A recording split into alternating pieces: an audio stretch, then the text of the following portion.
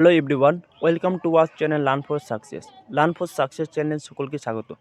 আজ আমি গ্রাম পঞ্চায়েতের নতুন আপডেট বার হয়েছে তা নিয়ে আলোচনা করব এবং আপনারা কীভাবে অ্যাপ্লাই করতে পারবে, কারা অ্যাপ্লাই করতে পারবে এবং কিভাবে অ্যাপ্লাই করবে তা নিয়ে আমি বিস্তারিতভাবে আলোচনা করব। তাহলে চলুন দেখে নিই। এবার দেখে নিই মোট কতগুলি শূন্যপদ আছে। গ্রাম পঞ্চায়েতের শূন্যপদ 6102টি, পঞ্চায়েত সমিতির শূন্যপদ 564টি, জেলা পরিষদের শূন্যপদ 550টি, মোট শূন্যপদ 60,216টি। এখানে ডিস্ট্রিক্ট লেভেল সিলেকশন কমিশন দ্বারা নিয়োগ করা হবে।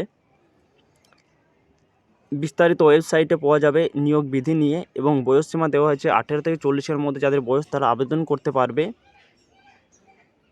এখানে যে পদে নিয়োগ হচ্ছে সেগুলি হলো clerk, account clerk, executive assistant, গ্রাম পঞ্চায়েত সেক্রেটারি, গ্রাম পঞ্চায়েত কর্মী, পঞ্চায়েত সমিতি পিয়ন। এখানে এক্সাম ফি কোনো দিতে হবে না, সম্পূর্ণ বিনামূল্যে আবেদন করতে পারবে। এখানে এক্সাম প্যাটার্ন প্রথমে হবে রিটেন এক্সাম, তারপর হবে ইন্টারভিউ। এখানে রিক্রুটমেন্ট করবে ডিস্ট্রিক্ট লেভেল সিলেকশন কমিটি দ্বারা।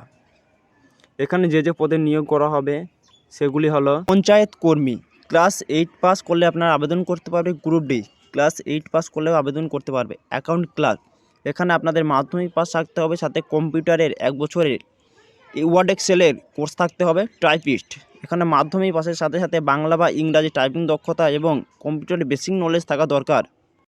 লয়ার ডিভিশন অ্যাসিস্ট্যান্ট, 50% নাম্বার সহ মাধ্যমিকের সাথে কম্পিউটার জানা থাকলে অগ্রাধিকার দেওয়া হবে। টাইপিস্ট, ইংরাজি টাইপিংয়ে দক্ষতা থাকতে হবে, মাধ্যমিকে 50% নাম্বার থাকতে হবে।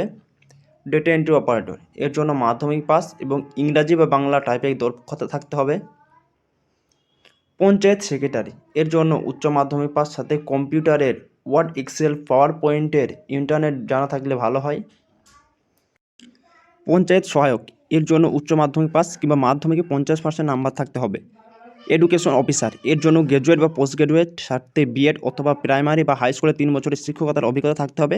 এক্সিকিউটিভ অ্যাসিস্ট্যান্ট, এর জন্য গ্র্যাজুয়েট এবং সাথে কম্পিউটার ডিপ্লোমা থাকলে ভালো হয়। ব্লক ইনফরমেটিভ অফিসার, এর জন্য কম্পিউটার সায়েন্স এর অনার্স থাকতে হবে। এছাড়া বিটেক বা গ্র্যাজুয়েট থাকলে আপনারা অগ্রাধিকার পাবে। চ্যানেল নতুন হলে চ্যানেলটি সাবস্ক্রাইব করে রাখুন এবং ভিডিওটি ভালো লাগলে লাইক করে রাখুন। এই ধরনের আরও ভিডিও পেতে আমাদের চ্যানেলটি সাবস্ক্রাইব